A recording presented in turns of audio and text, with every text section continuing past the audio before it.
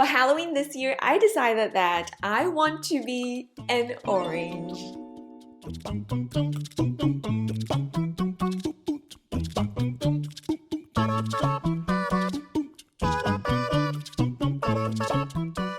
In this video, I'm gonna go through my design process for this Halloween costume, and also I will take you through the sewing process of putting this orange costume together.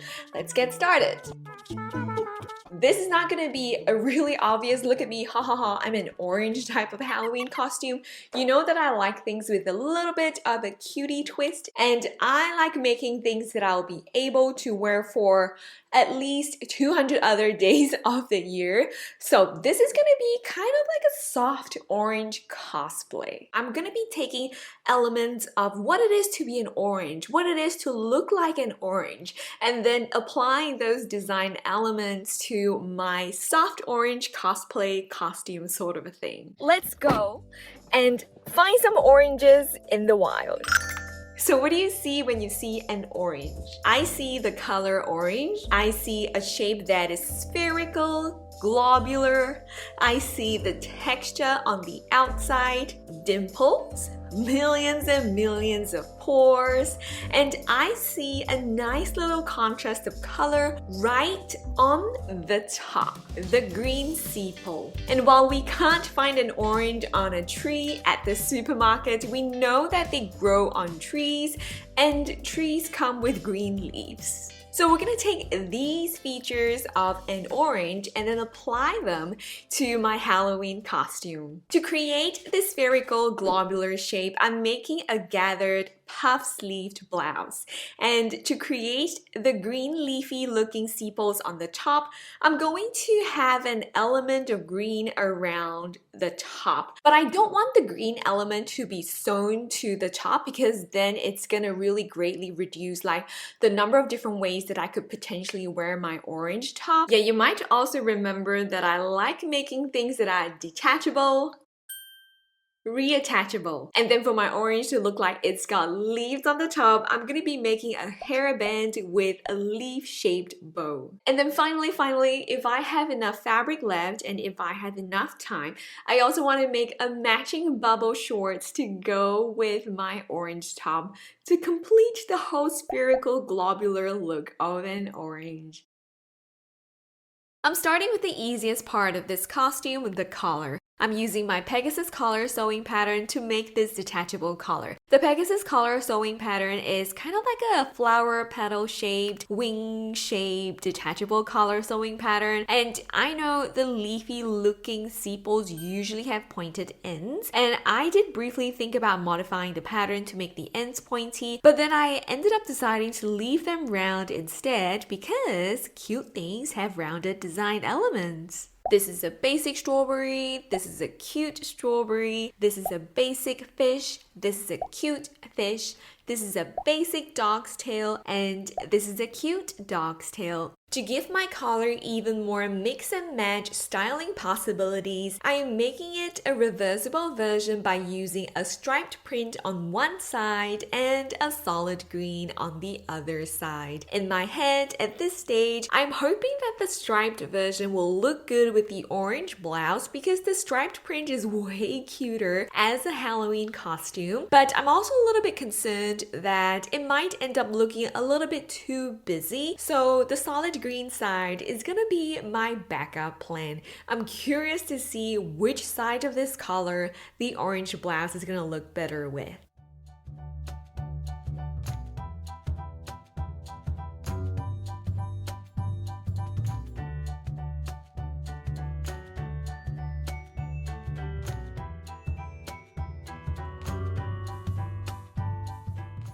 This collar is made by placing two of the mirrored pieces of fabric right sides together and then sewing them all along the scalloped edge. In my pattern, I share two ways of finishing up the collar, either sewing the ties or finishing the neck edge with a bias tape. For this Halloween costume, I decided to use a bias tape in a similar shade of solid green for an extra pop of color for this detachable collar. While the other side of the bias tape can be stitched in place with a sewing machine, I wasn't sure if I would have enough of this green thread left for the entire length of top stitching, and I didn't want to risk having to change to a different shade of green or having to run to the store just to get one thing, so I decided to hand sew the bias tape down instead.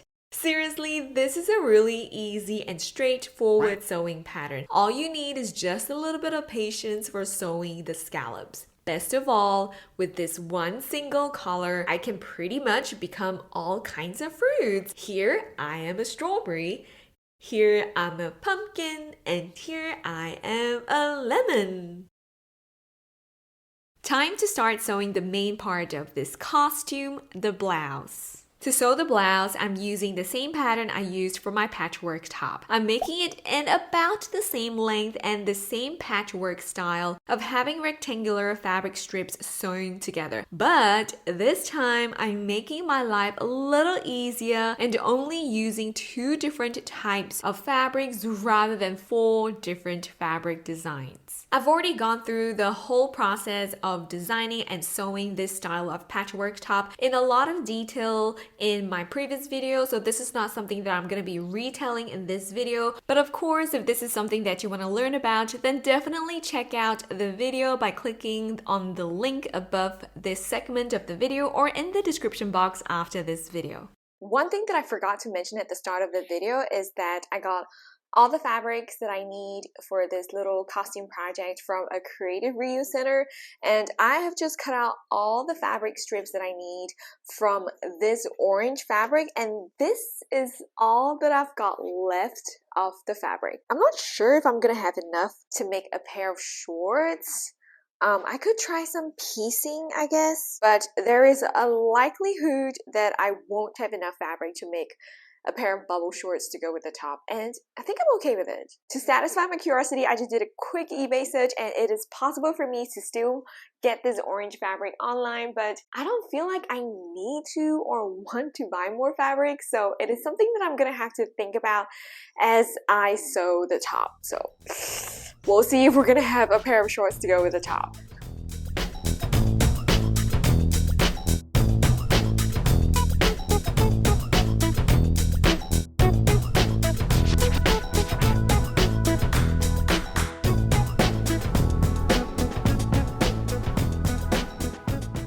So I know I said I was going to make my life easier this time with sewing this patchwork top, but I just had the most brilliant idea ever as I was putting the little fabric strips together to make the patchwork fabric. See, the 2 different orange fabrics in that alternating pattern already kind of make the top look like segments of orange, where the solid orange kind of looks like the peel of the orange, and then the orange with the like white leaf pattern looks like the veins on the inside of the orange. So I thought, what if I just lean into that look and added little strips of cream off-white bias tape in between to emulate the look of the pith of the orange more. The top is gonna look so juicy, I'm just salivating thinking about it.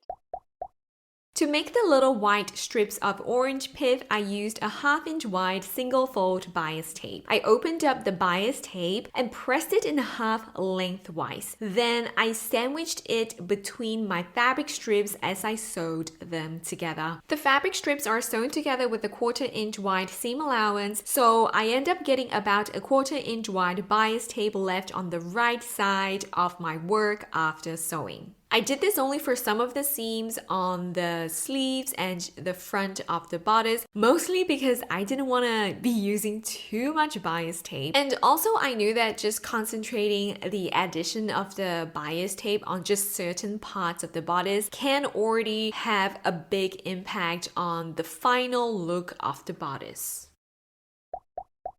Here is where I made a key mistake in cutting the pattern out. Massive brain fart. I forgot that I was gonna make my blouse about 2 inches longer than the original bodice of the dress pattern, so I ended up having to patch this piece up with some seam tape and zigzag stitches. A year ago, this would have me rolling on the floor and kicking my legs in tears, but thankfully I have been working on my perfectionistic tendencies and I moved on pretty quickly from this little setback. I guess you can't really tell, can you? We'll make another assessment of that when I finish the blouse. And here's my favorite part of sewing this puff sleeve top. It is the part where the blouse turns from this to this. Okay, so the bow is even easier to make than the collar. It's just one pattern piece, and then instead of cutting out the curves and then sewing along the curves, which is often pretty time consuming and prone to irregular stitching, I just traced the pattern out on the fabric, then cut out a rectangle that contains the template with 2 layers of fabric, and then I simply sewed along my original pattern tracing, leaving a gap big enough for me to turn the bow right sides out, and finally I gave the bow a good press, stitched the opening close by sewing really close to the folded edge, and it's done. And here is how my orange costume turned out.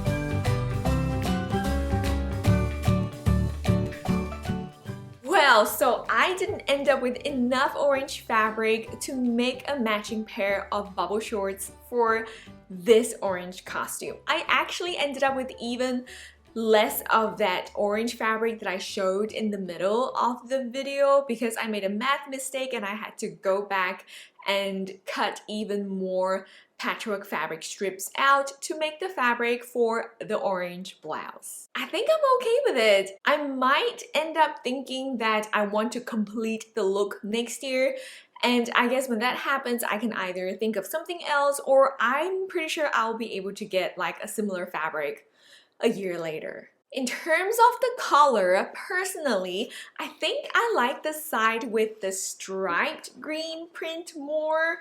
I feel like the solid green looks a little bit too blue for my liking. Generally, I like warmer colors on me.